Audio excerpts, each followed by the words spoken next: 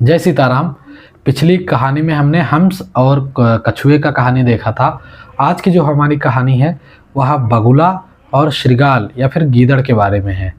इन दोनों के बारे में कहानी आप लोगों ने पहले सुनी होंगी, पढ़ी भी होंगी काफ़ी समय पहले, क्योंकि पहले के पाठ्य पुस्तिका में आता था, स्कूल की पाठ्य पुस्तिका में भी। तो इस कहानी का जो है बकस्य प्रतिकारः, बक के द्वारा किया गया प्रतिकार, जो गीदड़ ने किया उसका प्रतिकार, बकस्य प्रतिकारः। एकस्मिन् वने, एक जंगल में, श्रृगालः बकः च निवसत स्म, गीदड़ और बगुला दोनों रहते थे। तयोः मित्रता आसीत, उन दोनों में मित्रता थी। एकदा प्रातः श्रृगालः बकम अवदत, एक समय प्रातः काल में श्रृगालः गीदड़ बकम बगुला को अवदत बोला, हे मित्र श्वः त्वं मया सह भोजनम कुरु, हे मित्र कल आप हमारे साथ भोजन करो। श्रृगालस्य निमंत्रणेन बकः प्रसन्नः अभवत, गीदड़ का निमंत्रण सुनकर जो है बगुला बहुत प्रसन्न हो गया। अग्रिमे दिने सह भोजनाय श्रृगालस्य निवासम अगच्छत, अग्रिमे दिने सह, अगले दिन वह भोजनाय भोजन के लिए, श्रृगालस्य गीदड़ के निवासम अगच्छत निवास स्थान को पहुँचा।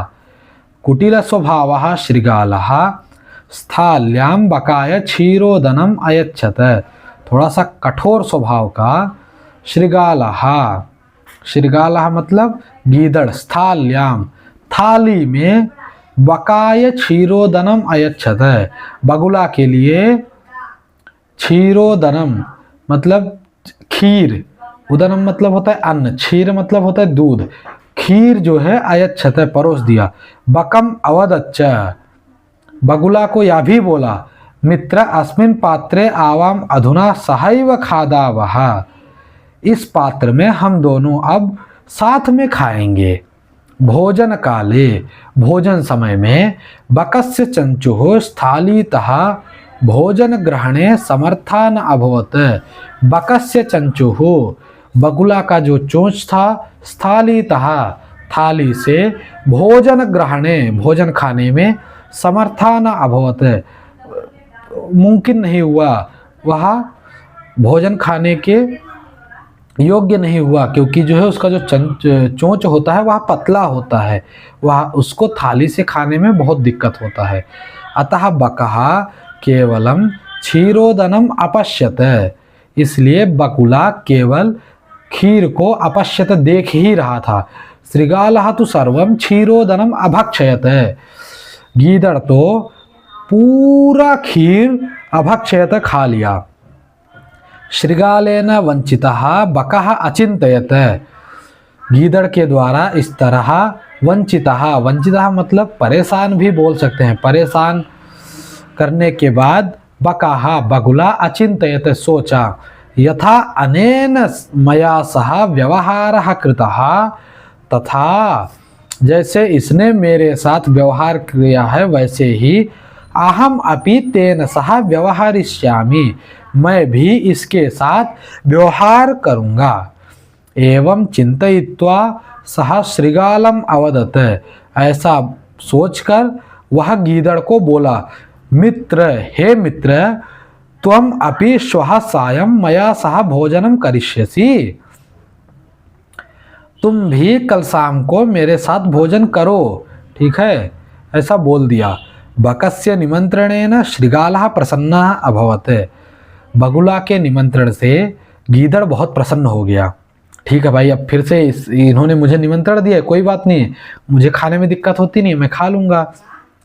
यदा श्रृगालः सायं बकस्य निवासं भोजनाय अगच्छत, यदा जब श्रृगालः गीदड़ सायं शाम को, बकस्य निवासम बगुला के घर पर, निवास स्थान पर, भोजनाय अगच्छत खाने के लिए आया, तदा बकः संकीर्ण मुखे कलशे क्षीरोदनम अयच्छत, तदा तब, बकाहा बकुला भी, जैसे श्रीगाल ने किया था, जैसे जो है गीदड़ ने किया था बकुले के साथ, वैसा ही बकुले ने भी किया। उसने क्या किया, एक सुराही में अपने लिए और गीदड़ के लिए उसने भी खीर को परोस दिया। ठीक है। तदा बकाहा संकीर्ण मुखे कलसे, संकीर्ण मुख किसको कहते हैं, जो सुराही होता है उसमें जो है क्षीरोदनम दे दिया, खीर को दे दिया। श्रृगालम च अवदते, गीदड़ को बोल दिया, मित्र आवाम अस्मिन पात्रे, हम दोनों अस्मिन पात्रे, इस पात्र में सहैव भोजनम कुर्वः, मिलकर खाएंगे, इसी पात्र में दोनों लोग मिलकर खाएंगे। बकाहा कलशात चंचुआ क्षीरोदनम अखादत है, जो बकुला था वह कलश से, सुराही से, चंचुआ अपने चोच से अंदर डालकर खीर को खा लिया। परंतु श्रृगालस्य मुखम कलशेन प्राविशत है, गीदड़ का मुंह जो है कलश के अंदर नहीं जा पा रहा था। अतः बकाहा सर्वम क्षीरोदनम अखादत है, तो इससे जो बकुला था वह सब जो है खा लिया। श्रृगालः च केवलम ईर्ष्या अपश्यत है, जो गीदड़ था वह ईर्ष्या से देख रहा था, अरे इसने मेरे साथ ऐसे किया।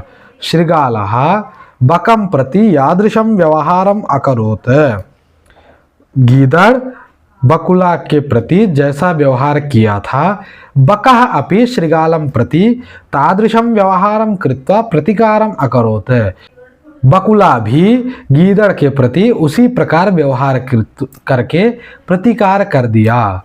इसी प्रकार जो है हमारा यह कहानी यहाँ पे समाप्त होता है। इसका एक श्लोक है यहाँ पे दिया है, आत्म दुर्व्यवहारस्य फलम भवति दुःखदम तस्मात् सद्व्यवहर्तव्यम मानवेन सुखैषिणा।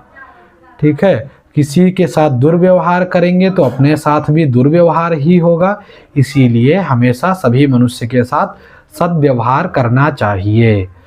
जय सीताराम।